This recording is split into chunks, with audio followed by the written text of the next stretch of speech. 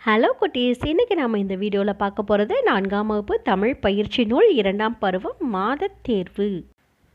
பாடலை படித்து விடை எழுதுக.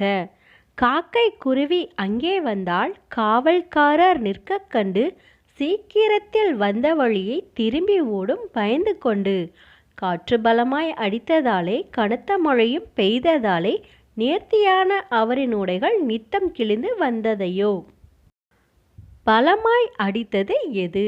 ஆப்ஷன் ஆ காற்று. பறவைகள் எதை கண்டு பயந்து ஓடும்? ஆப்ஷன் இ காவல்காரர். நித்தம் என்ற சொல்லின் பொருள் நாள்தோறும். ஒத்த ஓசை தரும் சொற்களை எடுத்து எழுதுக. நிற்க கண்டு, பயந்து கொண்டு, அடித்ததாலே, பெய்ததாலே. நிரப்புக. காற்று பலமாய் அடித்தது, இரண்டாவது பலமாய். கனத்த மழையும் பெய்தது, இரண்டாவது மழையும். படித்து விடை தருக.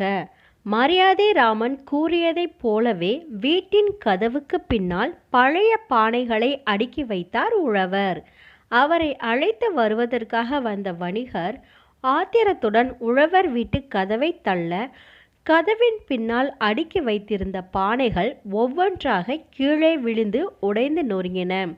அப்போது வீட்டுக்குள் இருந்து வந்த உழவர், வணிகரே, என்ன இப்படி செய்துவிட்டீர்கள்? எங்கள் வீட்டில் காலங்காலமாக போற்றி வைத்திருந்த தொன்மை சிறப்பு மிக்க பானைகள் இவை. இவற்றையெல்லாம் உடைத்து விட்டீரே என்றார்.